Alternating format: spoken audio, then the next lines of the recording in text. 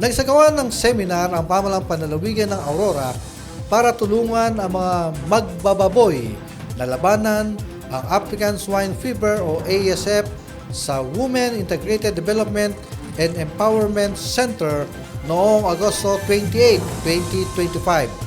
Layunin ng seminar na may temang The Philippines Experience on African Swine Fever Outbreaks, Epidemiological Point of View and Significance of Biosecurity in the Farm, Guardian Roles of Hog Raisers na bigyan ng dagdag na kaalaman at tamang gabay ang mga magbababoy tungkol sa biosecurity measures upang mapanatiling ligtas ang kanilang kabuhayan.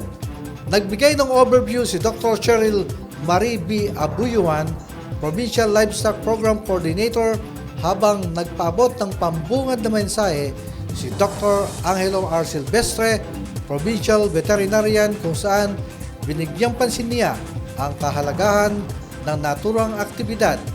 Isa sa mga pangunahing tagapagsalita ay si Dr. Romulo M. Parayaw mula sa Philippine College of Swine Practitioners na naglatag na masusing talakayan hinggil sa epidemiological na aspeto ng ASF sa bansa.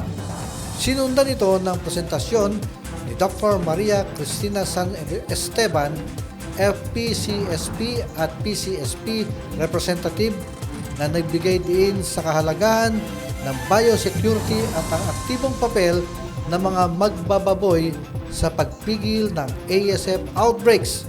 Ang nasabing aktibidad ay itinuturing na napapanahon dahil nananatiling hamon sa industriya ng pagbababoy ang ASF. Nag-uwi ng dagdag na kaalaman ang mga dumalo na makatutulong upang mas mapalakas ang proteksyon ng kanilang mga sakahan laban sa nakahawang sakit.